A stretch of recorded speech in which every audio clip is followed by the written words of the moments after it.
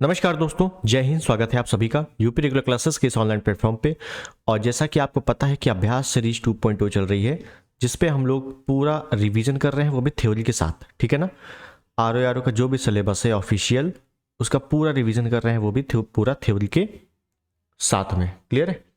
तो आज की जो हमारी क्लास है वो हिस्ट्री की रहने वाली है। हिस्ट्री में मॉडर्न हिस्ट्री रहने वाली है। मॉडर्न हिस्ट्री में भी क्लास नंबर 14 रहने वाली है। इसके पहले 13 क्लासेस हो चुकी है, इनको जरूर देख लेना है। ठीक है, इंपॉर्टेंट है, क्योंकि एक एक टॉपिक अगर थ्योरी पढ़ रहे हो तो पिछला वाला कंटेंट इंपॉर्टेंट है, ताकि पिछली वाली स्टोरी जुड़कर आगे आ सके। ठीक है। तो अब बात रही आर एग्जाम डेट की, तो मैं यहीं पर बता दूं आर का एग्जाम डेट जो कैलेंडर है, हालांकि इसके लिए मैं अलग वीडियो बनाऊंगा। जो कैलेंडर है वो आपका किसी भी समय आ सकता है, मतलब हालांकि फर्स्ट वीक में आ जाना चाहिए, लेकिन नहीं आ पाया इसी डेट के कारण, कि जो भी डेट वो आप दे रहे हैं तो वो फिक्स देंगे कि इसी डेट को आप करवा लिया जाए, काम खत्म। ठीक है। तो अप्रैल या मई तक ये एग्ज़ाम हो सकता है, आपको पता लग गया होगा। ठीक है ना, सभी लोगों ने लगभग लगभग बताया हुआ है। तो खैर, हम लोग अपने टॉपिक पे आते हैं। तो मॉडर्न हिस्ट्री हम लोग कवर कर रहे थे। अब पिछले टर्न पे हम लोगों ने कहाँ छोड़ा था उसको देखेंगे। ये देखिए, अगर आपने पिछली क्लास ली है तो आपको बहुत अच्छे से पता लग गया होगा। हम लोगों ने लॉर्ड हॉर्डिंग जो बम कांड है, इससे शुरुआत करनी थी। ठीक है। उसके पहले हम लोगों ने क्या क्या देख लिया था, मैं आपको एक बार रिवीजन करवा दूं। हम लोगों ने देखो अनुशीलन समिति की स्थापना करवाई थी। उसके बाद हम लोगों ने युगांतर समूह के बारे में पढ़ा था, कई बार आ जाता है युगांतर समूह के बारे में। ठीक है ना, इनके सदस्य कौन कौन थे, ये कई बार आ चुका है एग्जाम में। फिर हम लोगों ने मुजफ्फरपुर षड्यंत्र देखा था, बहुत आता है एग्जाम में ये। ठीक है ना, स्टोरी क्या थी, इसकी बैकग्राउंड स्टोरी क्या थी, क्योंकि कथन कारण से अगर क्वेश्चन आएगा तो छूटना नहीं चाहिए कुल मिला के। ठीक है। तो ये सारी चीज़ें हम लोगों ने देखी थी। उसके बाद हम लोगों ने अरविंद घोष के बारे में पढ़ा था, उनका क्या हुआ था। और फिर मुस्लिम लीग की स्थापना पढ़ी थी। यहाँ से प्रश्न अच्छे खासे बनते हैं, मुस्लिम लीग की स्थापना कैसे हुई थी, क्या कारण था। ठीक है। फिर उसके बाद 1909 पार्लियामेंट सुधार भी देखा था हम लोगों ने इसी में। ठीक है ना, 1909 के जो भी सुधार थे, पॉलिटिकल और मॉडर्न हिस्ट्री से रिलेटेड दोनों चीज़ें हम लोगों ने देख ली थी। ठीक है ना, कैसे विस्तार हुआ केंद्रीय परिषद का, और इसमें जो जो बातें थी। फिर दिल्ली दरबार जो लगा था, इसके बारे में देखा था। ठीक है ना, दिल्ली दरबार 12/12/1911 को, जो तृतीय दिल्ली दरबार, ये कौन सा था, ये वैसे थर्ड था एग्जैक्टली देखा जाए तो। ठीक है ना, थर्ड तृतीय दिल्ली दरबार लगा था, उसके बारे में देखा था हम लोगों ने। जॉर्ज पंचम की जो घोषणाएं हुई थी उसके बारे में देखा था। ठीक है। और उसके बाद हम लोगों ने देखा था कि जन गण मन जो कि राष्ट्रगान है और राष्ट्रगीत, इसको कब पहली बार गाया गया था। ठीक है। अब हमें इसके आगे ही कंटिन्यू करना है, तो चलिए शुरुआत करते हैं इस सेशन की। उससे पहले चैनल पर नए हैं, सब्सक्राइब कर देना, वीडियो को लाइक कर देना और शेयर जरूर कर देना। ठीक है। चलिए, तो अब हमें देखना है लॉर्ड हॉर्डिंग, बिल्कुल क्रम से चल रहे हैं। ठीक है। लॉर्ड हॉर्डिंग बम कांड, लॉर्ड हॉर्डिंग बम कांड ये क्या था, इसके बारे में बहुत अच्छे से चर्चा करते हैं। देखिए, मैंने आपको बताया था यहां पे कि जो राजधानी स्थानांतरित हुई थी कब, 1912 में। राजधानी परिवर्तित की गई थी 1911 में, घोषणा हुई थी, लेकिन जो स्थानांतरित की गई वो कब की गई, 1912 में। ठीक है।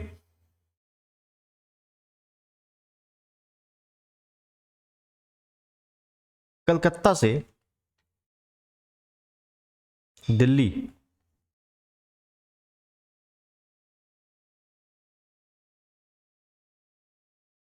राजधानी, इससे लिखे इसको, कलकत्ता से दिल्ली राजधानी परिवर्तन के समय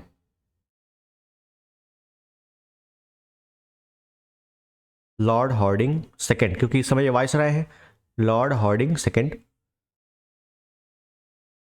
दिसंबर 1912 को दिल्ली पहुंचे, दिल्ली पहुंचे। ठीक है।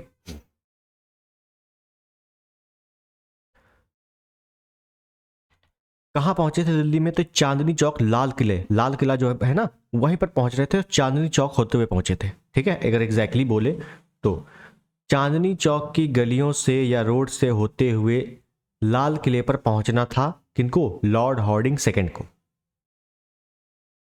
इनको मारने के लिए, इनके ऊपर बम की वर्षा करने के लिए दो लोग आए। समझिएगा यहां पे क्या है, मैं अगर थोड़ा सा स्ट्रक्चर बनाऊं तो ऐसे समझ लो कि यहां पे इनको आना था। किसको? हार्डिंग को, लॉर्ड हार्डिंग को यहां पे आना था जी। यहां सामने पंजाब नेशनल बैंक, पीएनबी की बिल्डिंग थी, पीएनबी की बिल्डिंग। ठीक है, इस पीएनबी की बिल्डिंग की छत पर, कहां पर? छत पर 4 लोग बैठे थे बम लेकर। ये कि बस ऑर्डर मिलते ही बम की वर्षा कर देनी है। ठीक है, 4 लोग ये बैठे हुए हैं और यहां बगल में 2 लोग हैं, जिनमें से एक का नाम है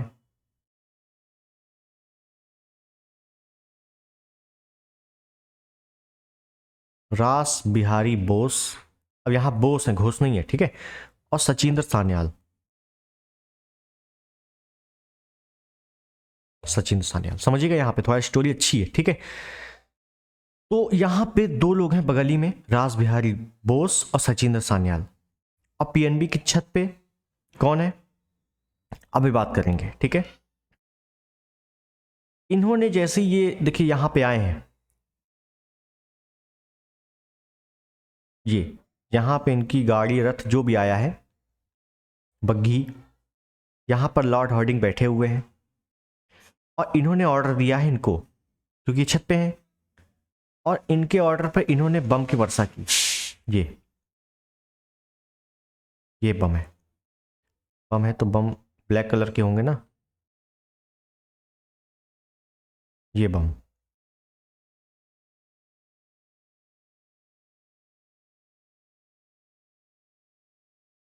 ठीक, लॉर्ड हार्डिंग बच गया,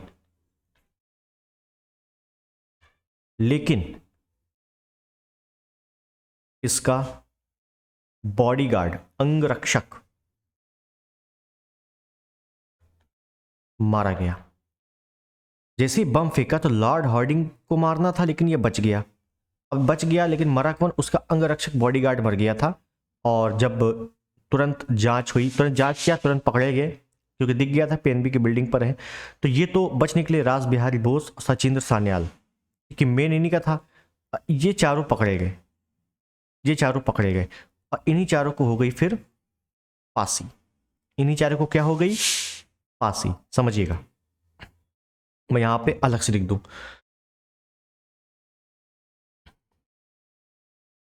चार लोग कौन थे?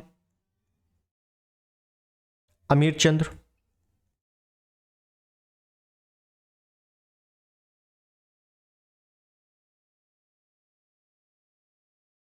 बाल मुकुंद,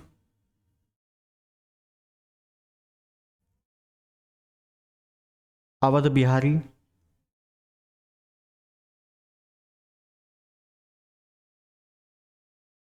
बसंत कुमार।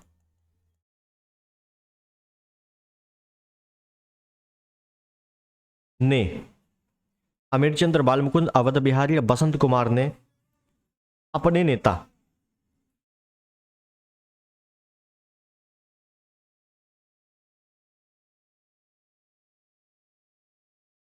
रास बिहारी बोस एवं सचिंद्र सान्याल, रास बिहारी बोस और सचिंद्र सान्याल के इशारे पर बम फेंका। ठीक है, अब बम फेंका तो मैंने बताया अभी कि जो लॉर्ड हार्डिंग है ये बच गया था और अंगरक्षक मर गया था। ठीक है, कहां ये हुआ था? ये हुआ कहां था? तो भाई साहब ये कहां हो रहा है? दिल्ली में तो हो रहा है ना, चांदनी चौक में। सभी क्रांतिकारियों पर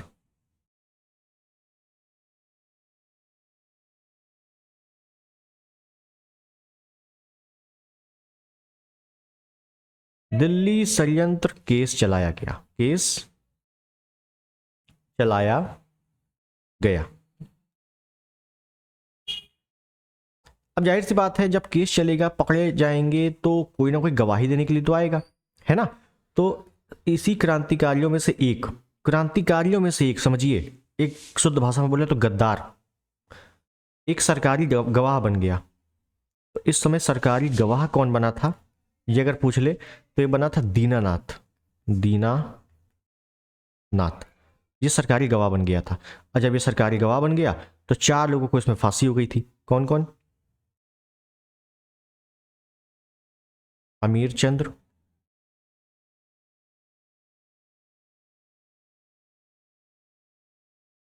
बाल मुकुंद, बसंत कुमार, अवध बिहारी। ठीक है, अमीर चंद्र, बाल मुकुंद, बसंत कुमार, अवध बिहारी, अब्बा, है ना। तो इस हिसाब से थोड़ा सा लॉजिक से याद कर सकते हो ये चारों नाम। अब्बा इसकी शॉर्ट ट्रिक है, ठीक है। आप अपने हिसाब से कुछ भी बना सकते हो, तो याद करने के लिए इंपॉर्टेंट है, ठीक है। इनको क्या हो गई? इनको हो गई फांसी, फांसी हुई, फांसी हुई, ठीक है। ये थोड़ा सा इंपॉर्टेंट था, नाम इंपॉर्टेंट है, चारों नाम इंपॉर्टेंट है, याद करना है। अब बात रही, चलो ठीक है, इनको फांसी हो गई, लेकिन जो मेन लोग हैं वो कौन है? रास बिहारी बोस और सचिंद्र सान्याल। रास बिहारी बोस के साथ सचिंद्र सान्याल, इनका क्या हुआ? तो ये बच निकले, बच निकले। तो क्या हुआ आगे इनके बारे में देखेंगे, ठीक है, क्योंकि ये दोनों अभी आगे एक दूसरी घटना में सामने आएंगे, ठीक है। तो इनके बारे में अभी आगे देखेंगे क्या क्या होता है, फाइनली रूप से क्या क्या हुआ इनके साथ, दोनों के साथ, रास बिहारी बोस और सचिंद्र सान्याल के साथ। तो अगला पहला हम लोग कारण देखते हैं, क्योंकि इसी कारण में इन दोनों का व्याख्या है। अगली जो घटना है वो है गदर आंदोलन, गदर आंदोलन, ठीक है। वेरी मोस्ट इंपॉर्टेंट टॉपिक है, बहुत ही इंपॉर्टेंट घटना है ये भी। गदर आंदोलन ये कब हुई थी? वैसे 1913, ठीक है, एग्जैक्टली अगर देख लिए। देखो, मॉडर्न हिस्ट्री में आधी से ज़्यादा चीज़ें, पहली बात तो मैं आपको पूरी स्टोरी बता रहा हूँ, ठीक है ना, मैं आपको पूरी स्टोरी बता रहा हूँ ताकि दिमाग में याद हो जाए। अगर आप भूल भी जाओ तो याद आ जाए कि हाँ यार, वो पीएनबी की बिल्डिंग थी, वहाँ पे 4 लोग चढ़े हुए थे। इसी हिसाब से मैं पूरा बता रहा हूँ स्टोरी बेसिस। लेकिन अगर आपको पूरा प्रॉपर पढ़ना भी है तो डेट और घटना, जो उस डेट में घटना हुई है उसको जरूर पढ़ लेना, क्योंकि मोस्ट प्रोबेबली ये क्वेश्चन आने की संभावना ये रहती है कि वो घटनाओं का क्रम जरूर लगवाएगा आपसे, कि क्रम लगाइए, ठीक है। तो थोड़ा ध्यान रखना इसके बारे में। चलो खैर, गदर आंदोलन देखते हैं ये क्या है।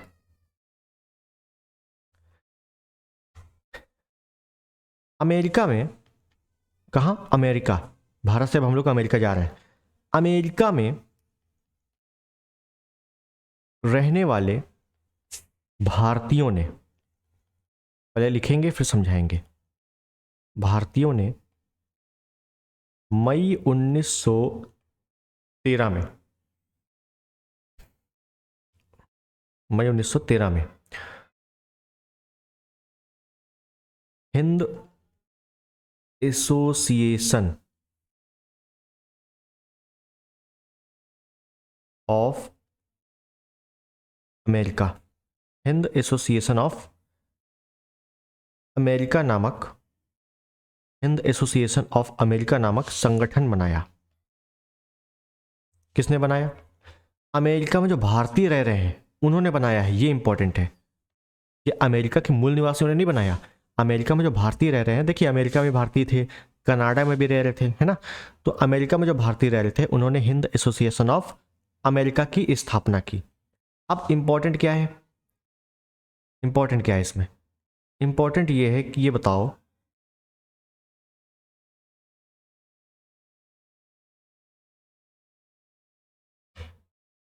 कि ये जो एसोसिएशन की स्थापना हुई है क्या मतलब है इसका, किसने स्थापना की, कुछ बताइए। तो सुनिए, इसकी जो संस्थापक है, इसके जो संस्थापक हैं वो है लाला हरदयाल, लाला हरदयाल। इसके जो अध्यक्ष हैं वो है सोहन सिंह भखाना, सोहन सिंह भखाना। सोहन सिंह भखाना को गदरी बाबा भी कहा जाता है, याद रखना, गदरी बाबा। तो अगर आ जाए गदरी बाबा किसे कहा जाता है तो लाला हरदयाल मत कर देना, सोहन सिंह भखाना कर देना। देखो गदरी से तो याद आ ही जाएगा, गदर आंदोलन से संबंधित है, ठीक है। तो सोहन सिंह भखाना को गदरी बाबा कहा जाता है, जैसे महात्मा गांधी को आगे जाके मलंग बाबा कहेंगे, ठीक है, देखेंगे आगे। इसी का कोषाध्यक्ष कौन है? कोषाध्यक्ष तो काशीराम मरोली, पूरा नाम अगर बोले तो काशीराम मरोली, ठीक है। ये तो हो गए संस्थापक, अध्यक्ष और ये कोषाध्यक्ष। सदस्य कौन कौन है? सदस्य, तो सदस्य में देखिएगा एक नाम मिलता है करतार सिंह सारबा। भाई परमानंद कहाँ है? अमेरिका में है सब, ये सब अमेरिका में है, ठीक है ना। भारत में नाम अभी नहीं सुनोगे इनका। करतार सिंह सारबा, भाई परमानंद, तो ये सब है, ठीक है ना, ज्यादा नाम इंपॉर्टेंट नहीं है। ये है, क्या है? ये सदस्य हैं। अब समझिएगा, ठीक है। अब थोड़ा सा अगला पेज ले लें, यहां पे समझाएंगे।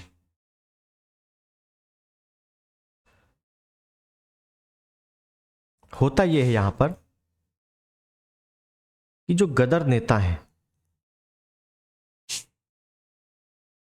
गदर नेताओं ने अमेरिका में कहा? सैन फ्रांसिस्को से एक पत्रिका का प्रकाशन किया,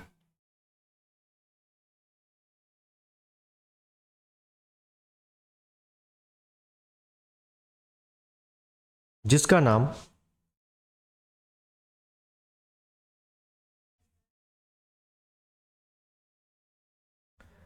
गदर रखा गया।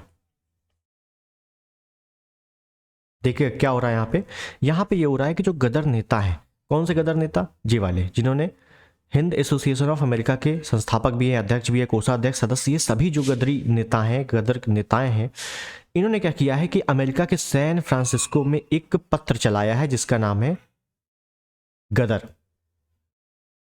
अभी गदर संगठन नहीं बना है, गदर पत्र चलाया है, ठीक है। क्या है इसमें? ये जो चलाया है इसमें है क्या? क्यों फेमस है इतना? क्यों बता रहे हो? ये पत्र चलाया तो इसमें क्या खबरें हुआ करती थी? तो इस पत्रिका में अंग्रेजी राज का काला कच्चा चिट्ठा, काला कच्चा चिट्ठा, चिट्ठों का लेख था। देखो यहां तक क्या हो रहा है कि समाचार पत्र का भी लगातार दमन किया जा रहा है, ठीक है। इसी वजह से जो गदर पत्रिका चलाई गई है गदर नेताओं के द्वारा, उसमें क्या हो रहा है, अंग्रेजी सरकार का पूरा जितने भी काले कारनामे हैं वो सभी के छपाई हो रही है इसमें कायदे से, ठीक। इसके बाद क्या हुआ? इसके बाद यह हुआ कि संगठन जो बना था यहां पे, जो ये संगठन बना था, देखिएगा, Hind association of America, Hind association of America, ये शॉर्ट पे लिख दे रहा हूं, हिंद एसोसिएशन ऑफ अमेरिका, इसी संगठन का नाम बदलकर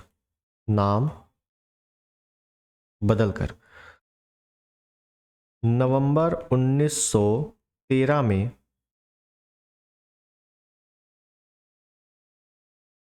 हिंदुस्तान गदर पार्टी रखा गया। अब ये रखा गया हिंदुस्तान गदर पार्टी। यही आपसे मेनली वैसे तो वन लाइनर पूछ लिया जाता है कि गदर पार्टी की स्थापना या कहाँ होती है, तो नवंबर 1913 में होती है, लेकिन इसके पहले इसका नाम क्या था? तो हिंदुस्तान एसोसिएशन ऑफ अमेरिका, ठीक है। उसी का आगे नाम बदल के क्या हुआ? हिंदुस्तान गदर पार्टी हुआ। कब हुआ? नवंबर 1913 में हुआ। और गदर पार्टी की स्थापना देखो, अब इसी का नाम बदला गया है। तो अध्यक्ष कौन है? सोहन सिंह भखाना। संस्थापक कौन है? लाला हरदयाल, ठीक है, ध्यान रखना। गदर पार्टी के संस्थापक कौन है? लाला हरदयाल। अध्यक्ष कौन है? सोहन सिंह बखाना। ठीक है ना, सेम वही है, बस नाम बदला गया है तो सेम वही है। ठीक है ना, अब इसमें कंफ्यूजन नहीं होनी चाहिए। अब चलो ठीक है, ये हो गया, समझ में आ गया। उसके बाद बताओ हेडक्वार्टर कहाँ रखा गया? इसका हेडक्वार्टर कहाँ बनाया गया? तो सैन फ्रांसिस्को में।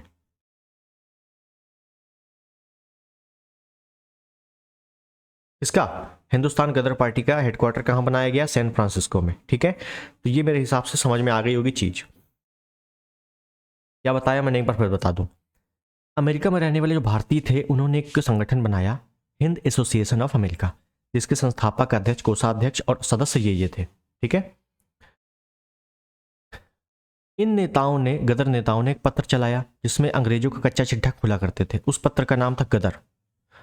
और फिर यही जो संगठन बना था ना, गदर इनको इतना पसंद आ गया तो ये जो हिंद एसोसिएशन ऑफ अमेरिका बना, इसी का नाम बदल के क्या कर दिया, गदर पार्टी रख दी नवंबर 13 में, और इसका हेडक्वार्टर बना दिया सैन फ्रांसिस्को में। ठीक है, बिल्कुल सिंपल सा है।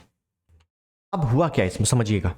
देखिए, एक क्वेश्चन आता है जियोग्राफी से रिलेटेड आता है। ठीक है, और जो कि शायद घटना चक्र में या पीवाईक्यू में आया हुआ है। ठीक है, क्या आया था कि गदर पार्टी का हेडक्वार्टर, गदर पार्टी का मुख्यालय कहां पर था? तो सबको पता है भाई, मुख्यालय सैन फ्रांसिस्को। आप वन लाइनर में पढ़ते आ रहे हो, यही मैंने आपको बताया कि गदर पार्टी का हेडक्वार्टर सैन फ्रांसिस्को अमेरिका में है। कहां है? अमेरिका में। लेकिन वहां ये नहीं आया था क्वेश्चन। वहां क्वेश्चन आया था कि गदर पार्टी का जो मुख्यालय है, गदर पार्टी का मुख्यालय निम्नलिखित में से कहां पर स्थित था? अब वहां पे आया यूएसए के उत्तर में, ऑप्शन है यूएसए के, ऑप्शन बी यूएसए के दक्षिण में, ऑप्शन सी यूएसए के पश्चिम में, या ऑप्शन डी यूएसए के पूर्व में। अब समझिए, अब यहां तो गड़बड़ हो गया काम। जब तक आपको नहीं आ रहा है, जब तक आपको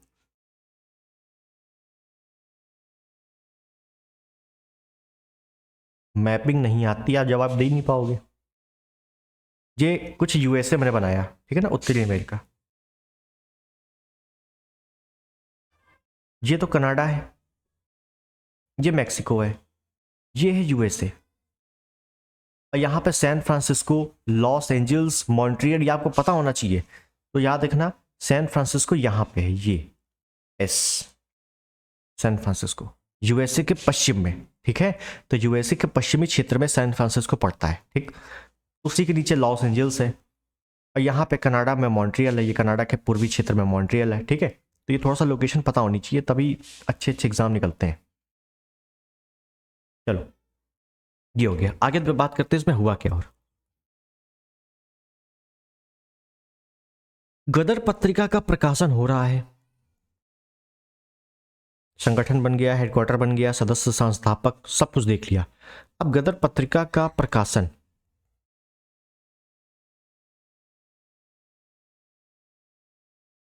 अन्य देशों में रहने वाले भारतीयों ने भी किया। भारतीयों की भावना जाग गई जो विदेश में रह रहे थे, भारतीयों ने भी किया। और एक योजना बनाई गई, समझिएगा, एक योजना बनाई गई, विश्व स्तर पे योजना बन रही है, ये एक योजना बनाई गई। अब ये योजना क्या थी समझिए, मैं कुछ चीज़ें ओरली बोल रहा हूँ, ठीक है ना, पूरी लिखेंगे नहीं, पूरी किताबों में अच्छी खासी लिखी हुई है। यहाँ पे योजना ये बनी कि विश्व स्तर पे योजना बन रही है कि सभी जो विश्व के भारतीय हैं, विश्व में रह रहे हैं, सभी भारतीय हथियार, धन, बम, इन सभी की व्यवस्था करें, इन सभी की व्यवस्था करें। और जो भारतीय फौज है, हिंदू मतलब जो भारतीय हैं, ओरिजिनल भारतीय हैं, अंग्रेज नहीं है, भारतीय फौज है, नेता है, देसी राजा रजवाड़ा है, क्रांतिकारी हैं, क्रांतिकारी, इन सबसे मिले जाके, जो भारत में है, इन सबसे मिले और एक ऐसी डेट निश्चित करें जिसमें सभी मिलकर गदर करवा दें, गदर कर दें। और जब ये करेंगे तो भारत तुरंत स्वतंत्र हो जाएगा, कोई टेंशन नहीं होगी, तुरंत आजाद हो जाएगा। मेरी बात समझे? क्या हुआ, गदर पत्रिका चली तो विश्व स्तर पे सभी लोगों ने ये तय किया, ये विश्व स्तर पे हो रहा है कि ऐसा एक काम करते हैं, बम इकट्ठा करते हैं, बंदूक इकट्ठा करते हैं। अब भारतीय जो क्रांतिकारी हैं, नेता हैं, देसी राजा रजवाड़ा हैं, इन सबसे बात करते हैं और कोई डेट निश्चित करते हैं कि सब एक साथ टूटेंगे अंग्रेजों के ऊपर। और जब सब एक साथ टूटेंगे तो अंग्रेज तुरंत भाग जाएंगे और भारत आज़ाद हो जाएगा। ठीक है, तो भाई अब भारत में कोई बात करने के लिए आएगा ना क्रांतिकारियों से, जो उस समय का व्यापक क्रांतिकारी है, तो आए। गदर की योजना के साथ करतार सिंह सारबा भारत आए। करतार सिंह सारबा भारत आए तो क्या किया भारत में आके?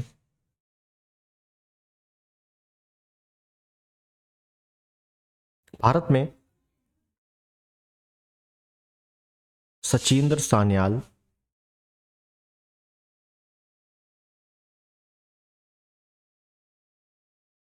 रास बिहारी बोस, एक नाम मिलता है विष्णु गणेश पिंगले से मिले। ऐसे लिखें, ऐसे लिख दें साफ साफ। भारत में सचिन सान्याल, रास बिहारी बोस, विष्णु गणेश पिंगले ने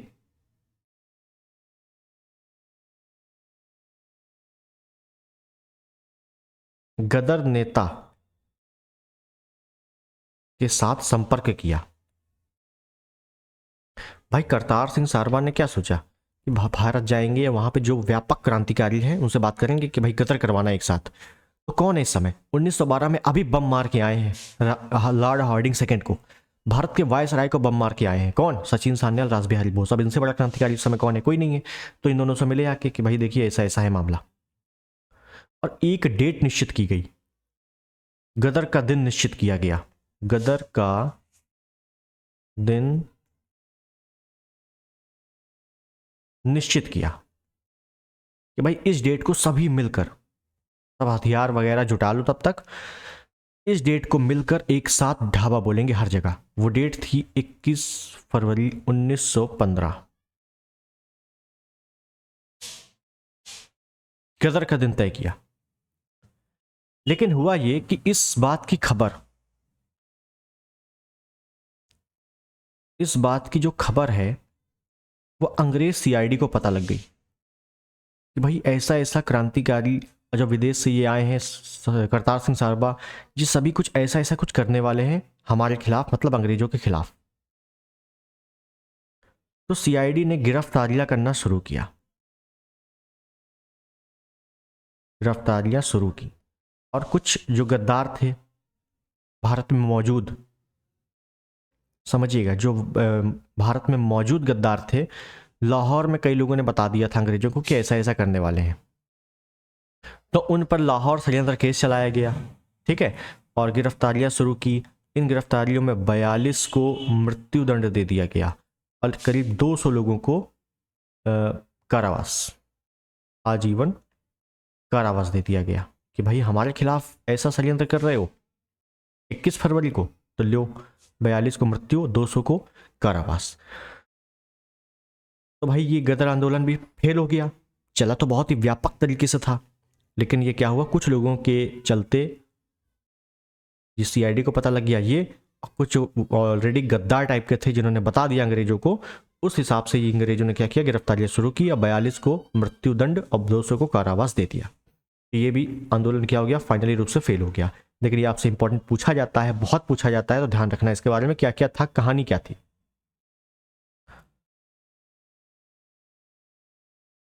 अब रास बिहारी बोस,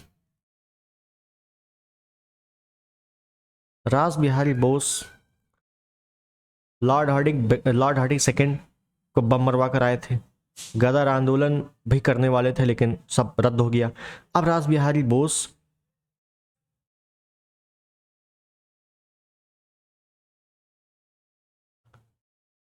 ऐसे लिखें, फिर अरेस्ट नहीं हुए, ये बचने में सफल हुए, बचने में सफल हुए और जापान चले गए। कहाँ चले गए? जापान चले गए। ठीक है, ठीक है। तो अब रास बिहारी बोस कहाँ चले गए? जापान चले गए। अब जापान चले गए तो इनके बारे में ऐसा नहीं कि समाप्त हो गया, अब इनके बारे में जो भी जानकारी आएगी वो आएगी आज़ाद हिंद फौज के दौरान, सुभाष चंद्र बोस। ठीक है, तो इनके बारे में ध्यान रखना, ये कहाँ चले गए? जापान चले गए हैं। ये कब की घटना है? तो ये 1913 में जो नवंबर में घटित हुआ, सॉरी नवंबर 13 में इसकी स्थापना हुई। इन्होंने सोचा कि यार 15 में हम गदर करेंगे, इसी दौरान कुछ नहीं हो पाया और फिर ये बच निकले, कहाँ चले गए? जापान चले गए। अब जापान चले गए तो फिर इनकी जब वापस हम घटना बात करेंगे तो ये अब आएंगे कई साल बाद। ठीक है, अब इनको रेस्ट करने दो। इसी दौरान कुछ और घटनाएं हुई, जैसे छोटी छोटी घटना के बारे में देख लें, वहां से भी एग्जाम में आ जाता है कभी कभार।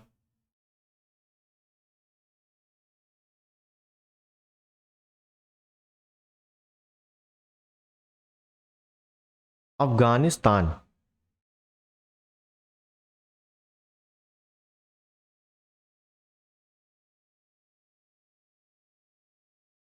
अफगानिस्तान सहयोग से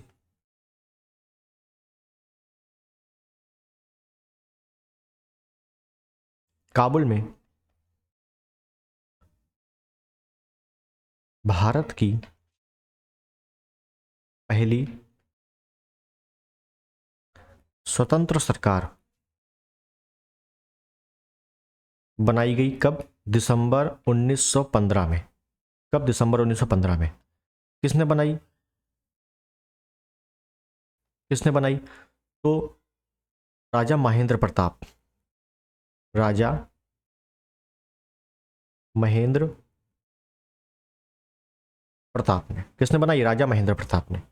ठीक है, ये कौन थे? ये मुखिया थे, हेड थे, मुखिया लिख दें इसे, मुखिया थे। लेकिन इसी सरकार के प्रधानमंत्री कौन थे? तो बकरतुल्ला खां, बरकतुल्ला यार, बकरतुल्ला है कि बरकतुल्ला?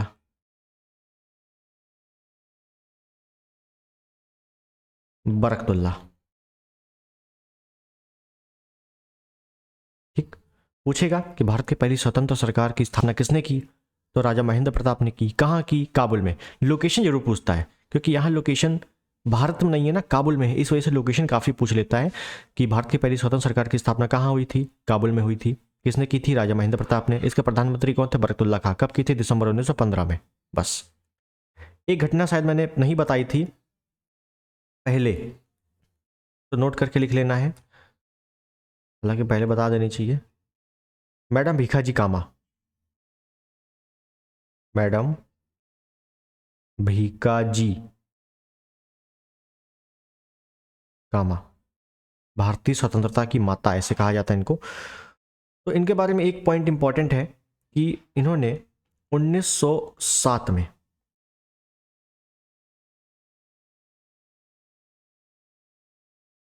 जर्मनी में ध्वज फहराया था, तिरंगा ध्वज फहराया था। जर्मनी में भी कहाँ पे? स्टुअर्टगार्ड, क्योंकि अब लोकेशन एग्जैक्टली पूछा जा रहा है, तो जर्मनी में भी कहाँ? स्टुअर्टगार्ड में इन्होंने तिरंगा फहराया था। और ये तिरंगा कौन सा था? ये तिरंगा वो नहीं था जो अभी है, ये था लाल पीला और हरा, लाल पीला हरा रंग का था ये तिरंगा। ऐसा नहीं था कि जब केसरी सफेद हरा, नहीं, लाल पीला हरा था, ये था, ध्यान रखना। ठीक है, ये तिरंगा अलग ही था। इस तिरंगे का अगर बात कर लूँ, और अगर बात कर लूँ तो इस तिरंगे में इस तिरंगे में और बात कर लूँ तो इस तरह में क्या था? 8 कमल के फूल बने थे, 8 राज्यों के प्रतीक थे, 8 कमल के फूल बने थे, 8 राज्यों के प्रतीक थे। वंदे मातरम,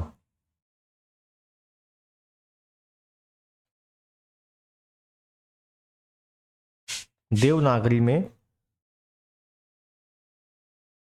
ध्वज के मध्य में लिखा था। देवनागरी में ध्वज के मध्य में लिखा था। ठीक है, अच्छा चलो ठीक है, डिजाइन किसने तैयार किया था ये तो बता दो। इस तिरंगे का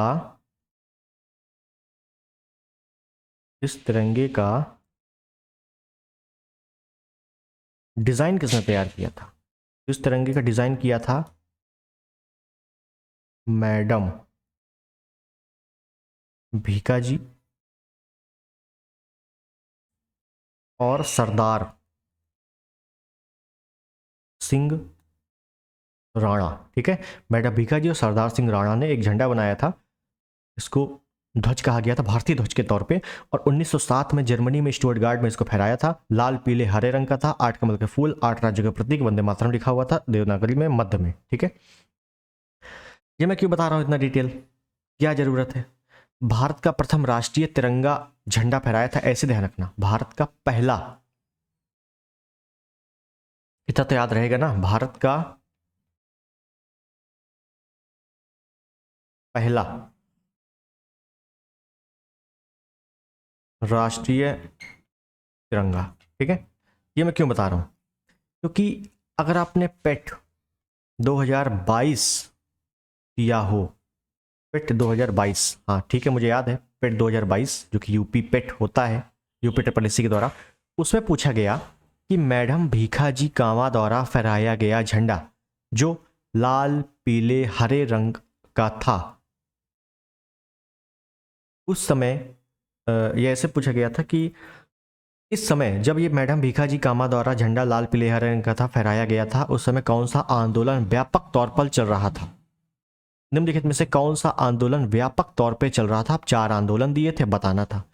तो भाई अब देख लो, लाल पीले हरे रंग का झंडा था, 1907 में फहराया गया था। अब इस समय कौन सा आंदोलन चल रहा है? तो उस समय जो चल रहा था वो स्वदेशी और बहिष्कार आंदोलन था, बंगाल विभाजन के विरोध में, पता है? स्वदेशी और बहिष्कार आंदोलन बंगाल विभाजन के विरोध में। ठीक है, तो ये आपसे पूछा गया था, 2022 का पेपर उठा के देखना, पेट वाला। ठीक है, तो ऐसे ऐसे प्रश्न भी आ जाते हैं, तो मैंने आपको पूरा डिटेल ही बता दिया उसके बारे में। ठीक, तो यहां तक मुझे लगता है आपको पूरी तरीके से अच्छे से समझ में आ गई चीजें। आगे चलते हैं, अगली बात करते हैं, और अगली बात हम लोग करेंगे कामा गाटा मारू प्रकरण 1914। ठीक है,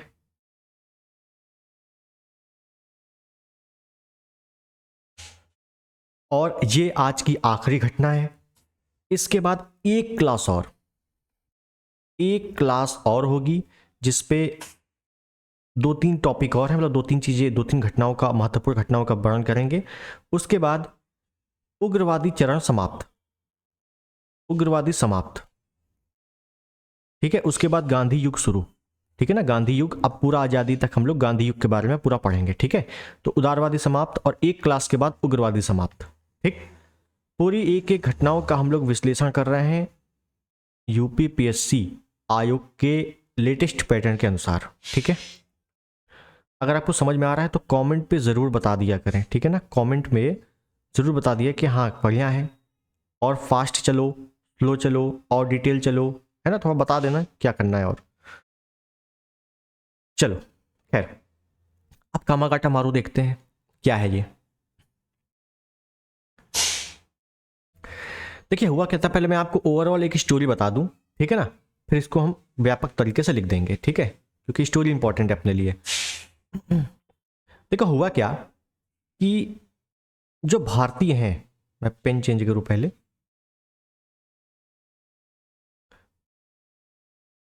जो भारतीय हैं खासकर पंजाब क्षेत्र के, आपको पता है आज भी बहुत सारे जो पंजाबी हैं वो कनाडा में रहते हैं। ठीक है, कनाडा कहते हैं, कनाडा। तो कनाडा में क्या है, बहुत सारे लोग जाते हैं पंजाब से कमाने के लिए। किसके लिए? कमाने हेतु।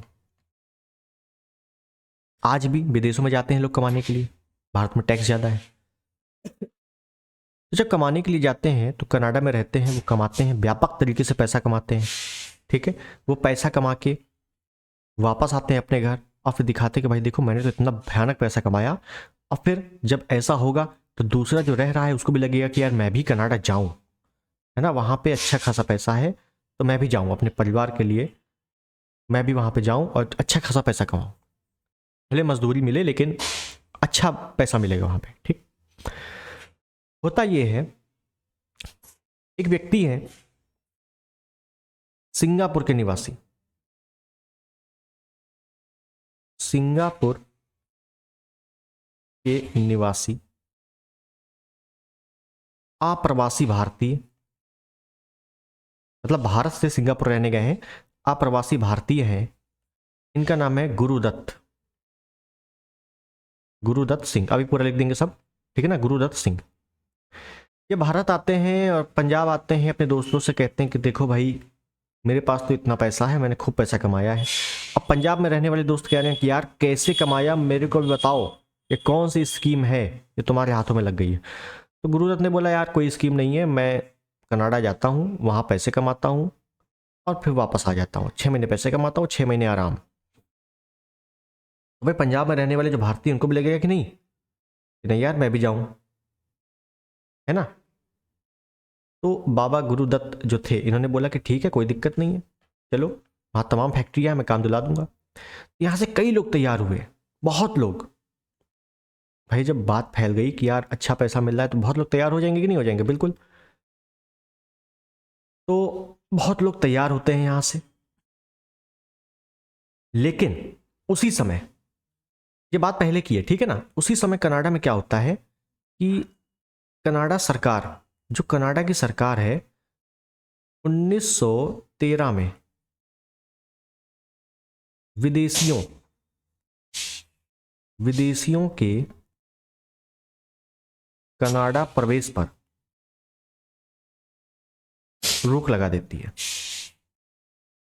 रोक लगा दी, समझिएगा। 1913 में विदेशियों के कनाडा प्रवेश पर रोक लगा दिया, किसने, कनाडा सरकार ने। क्यों ऐसा, इस वजह से भी हुआ कि यार बहुत ज़्यादा विदेशी बढ़ रहे हैं, इतनी तो फैक्ट्रियाँ भी नहीं है जितना है, जितना लोग आ रहे हैं, है ना। तो इस हिसाब से यहाँ पर क्या हुआ, रोक लगा दी कि भाई अब कोई नहीं आएगा।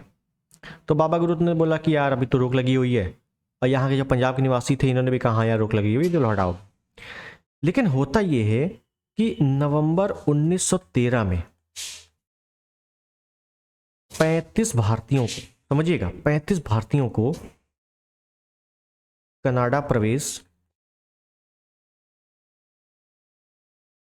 अनुमति दी जाती है। 35 भारतीयों को कनाडा प्रवेश की अनुमति दी जाती है कि चलो यार, जब जैसी कनाडा प्रवेश की अनुमति मिलती है तो इनको पता लगता है कि यार वो 35 लोग गए थे वहां तो यार अनुमति मिल गई, कोई दिक्कत नहीं हुई उनको, मतलब जो कानून बन गया था ना 1913 में कनाडा प्रवेश रोक पर, ये लगता है कानून समाप्त हो गया है। तो भाई ये संपर्क करते हैं गुरुदत्त को, क्योंकि मेन यही है कि भाई गुरुदत्त आइए चलते हैं, आप हमें ले चलिए, क्योंकि आप तो चप्पा चप्पा जानते हैं, और अब जो रूल था वो भी लगता है समाप्त हो गया है, क्योंकि 13 को रूल बना था और 13 को लास्ट में नवंबर में ही 35 भारतीयों को एंट्री मिल गई है, तो मतलब रूल समाप्त हो गया है। तो बाबा गुरुदत्त ने कहा ठीक है मैं व्यवस्था करता हूँ, आप लोग कुछ पैसों का बंदोबस्त करिए, क्योंकि जैसे चलना है भाई, वैसा तो नहीं अकेले हो, कई लोग हैं, बहुत सारे लोग हैं, तो पैसे का बंदोबस्त करिए। तो किराए पे कुछ जहाज वहाज करें फिर चलें, रब रेंगते हुए तो चलेंगे नहीं। तो यहाँ के जो भारतीय थे इन्होंने अपनी जमीनें गिरवी रखी, अपने माँ के, पत्नी के, बहन के जो जेवर थे वो गिरवी रखे, मतलब कुल मिला के पैसों का बंदोबस्त ओवरऑल इन्होंने किया, चाहे जैसे किया, किसी से उधार लेकर, है ना। वहाँ के जो जमींदार थे, जमींदार उनसे उधार लेकर, अब उधार भी ऐसे थोड़ी ना दे देगा, जमीन गिरवी रखी तभी तो उधार देगा, तो उधार लेकर इन्होंने पैसों का इकट्ठा किया कि चलो यार अगर एक बार कमाने लगे तो फिर चाहे जितनी कोई दिक्कत हो पैसे तो मिल ही जाएंगे, जमीन भी छुड़ा लेंगे, तमाम जेवर बनवा लेंगे, कोई दिक्कत नहीं। इस उम्मीद से बाबा गुरुदत्त के साथ कई लोग चलना शुरू किए। तो हुआ ये कि बाबा गुरुदत्त, गुरुदत्त यह है तो सिंगापुर के, मतलब है तो भारतीय लेकिन सिंगापुर में आप्रवासी के तौर पर रह रहे हैं। इन्होंने जापान का एक जहाज, जापान का जहाज किराए पर लिया जिसका नाम था कामा गाटा मारू। ठीक है, ये जहाज किराए पर लिया। इस जहाज में अब देखो मैं यहां पे थोड़ा सा और अच्छे से बताऊंगा। ठीक है, यहां पे थोड़ा सा मैं और अच्छे से बताना चाहूंगा कि बाबा गुरुदत्त ने क्या किया है, यहां पे किराए पर एक जहाज लिया है। बाबा गुरुदत्त ने जापान, जापान का जहाज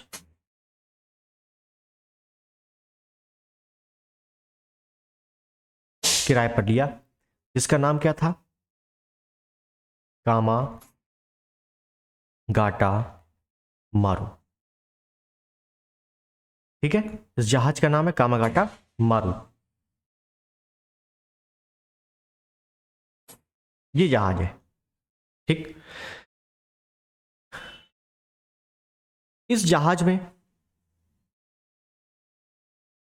376 भारतीय, अब भारतीयों में ज्यादातर कहां के, पंजाबी सवार हुए।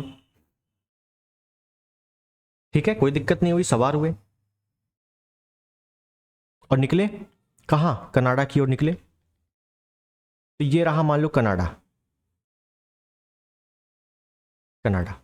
अब कनाडा में कहां उतरेंगे भाई, जहाज है तो किसी बंदरगाह में उतरेंगे ना। तो यहां पे एक जगह है वैंकूवर बंदरगाह, वैंकूवर, वैंकूवर पोर्ट, वैंकूवर बंदरगाह। तो यहां पे ये जहाज जो है यहां से तैरते हुए यहां पहुंचता है और जैसे ही पहुंचता है तो यहां पर प्रवेश की अनुमति नहीं मिलती। अब सबकी हालत खराब, वही प्रवेश की अनुमति क्यों नहीं मिल रही, अभी तो 35 भारतीयों को, अभी तो नवंबर 1913 में 35 भारतीयों को एंट्री दी गई है, हमें क्यों नहीं दी गई। तो कुछ भी हो जाए यहां अनुमति नहीं मिलेगी, ऐसा कनाडा सरकार ने कहा। तो कनाडा ने क्या किया, अनुमति नहीं दी। अब जाहिर सी बात है कनाडा में भी ऑलरेडी पहले से ही कुछ भारतीय रह रहे हैं, कनाडा में पहले से कुछ भारतीय रह रहे हैं कि नहीं रह रहे हैं। तो कनाडा में जो भारतीय रह रहे थे इन्होंने कहा यार क्यों नहीं मिली, हमारे भाई लोग आए हैं पंजाब से, भारत से, हिंदुस्तान से, उनको अनुमति क्यों नहीं मिल रही। तो जो कनाडा में जो भारतीय रह रहे थे,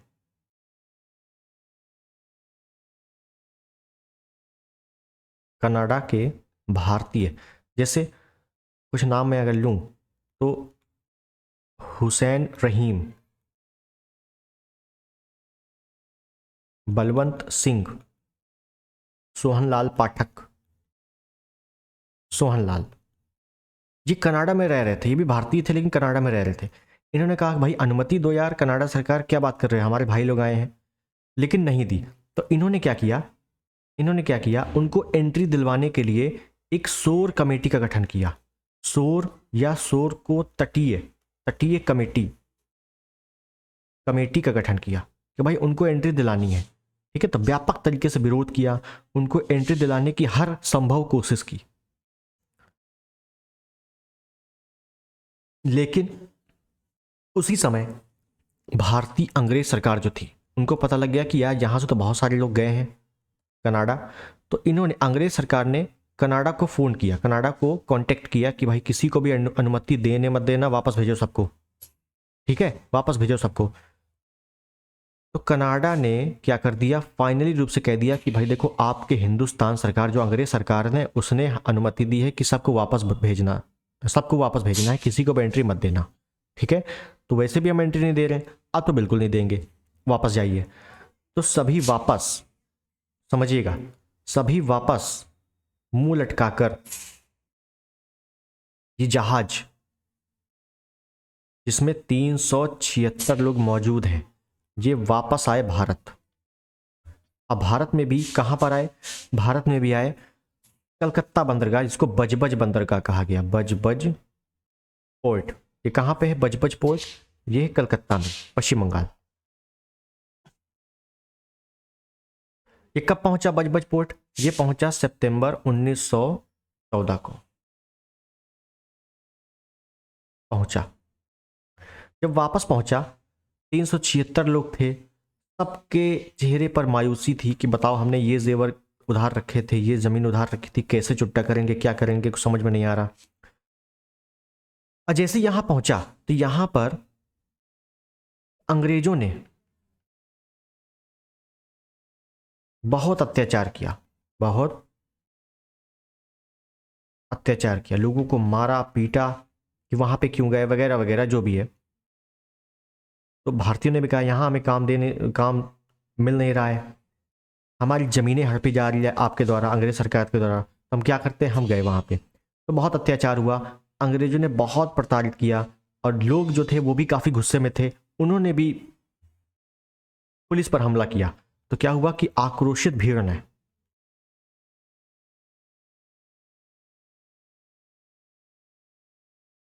हमला किया, ऐसे लिख दें पुलिस पर, अंग्रेज पुलिस पर हमला किया, और इसी का व्यापक तरीके से गोलीबारी हुई, सब कुछ हुआ।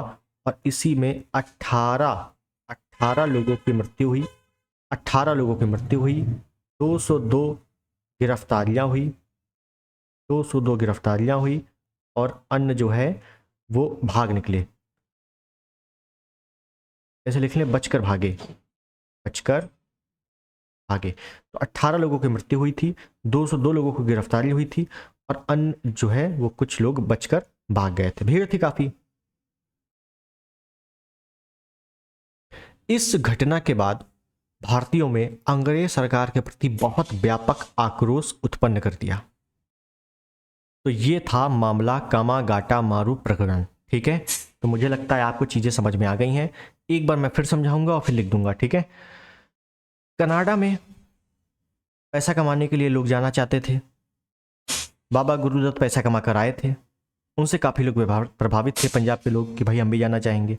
देखिए सरकार ने 1913 में प्रवेश पर प्रतिबंध लगा दिया, लेकिन नवंबर 1913 में 35 भारतीयों को अनुमति दे दी। तो लोगों ने कहा कि ठीक है भाई अब चलते हैं, अनुमति मिल रही है। तो लोगों ने अपनी ज़मीनें गिरवी रखी, जेवर गिरवी रखे, लाला के पास ज़मीनें गिरवी रखी, कंगन गिरवी रखे, है ना। तो फिर सिंगापुर के निवासी गुरुदत्त ने बोला कि ठीक है मैं अरेंजमेंट करता हूँ जहाज का, क्योंकि वो आधे ज़्यादा रहते थे। तो बाबा गुरुदत्त ने जापान का एक जहाज़ था कामागाटा मारू, इसको किराए पर लिया। 376 भारतीय पंजाबी शामिल हो गए, कनाडा वैंकूवर पोर्ट पर गए, लेकिन वहां पर अनुमति नहीं दी गई। काफ़ी विरोध हुआ। कनाडा में जो भारतीय रह रहे थे उन्होंने एंट्री दिलाने के लिए शोर कमेटी का गठन किया, लेकिन फिर भी कुछ नहीं हुआ। भारत के अंग्रेज सरकार ने कांटेक्ट किया कनाडा को कि किसी को भी अनुमति मत देना, सबको वापस भेजो। तो मजबूरन सब वापस आए मुँह लटका के। जब भारत आए तो यहाँ बजबज बंदरगाह भारत आए कलकत्ता में सितंबर 1914 में। अंग्रेजों ने बहुत अत्याचार किया, आक्रोशित भीड़ ने पुलिस पर हमला किया, 18 लोगों की मृत्यु हो गई, 202 गिरफ्तारियां हुई, और अन्य बचकर भाग निकले। इंपॉर्टेंट क्या है, याद क्या रखना है, ये तो मैंने स्टोरी बता दी, अब आपको जिंदगी भर भूलेगा नहीं।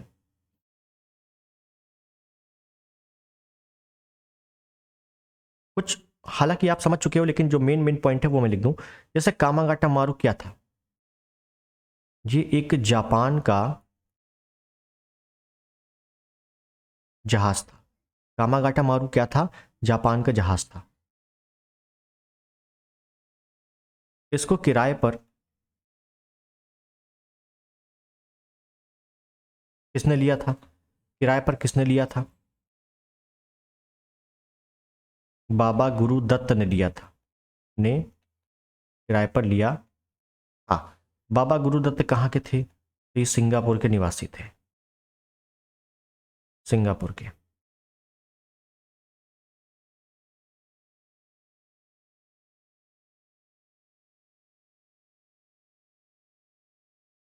कनाडा में कहाँ पहुंचे थे, वैंकूवर पोर्ट। लेकिन जब अनुमति में नहीं मिली तो भारत में कहाँ पहुंचे थे, बजबज पोर्ट। बजबज पोर्ट बोले तो कलकत्ता।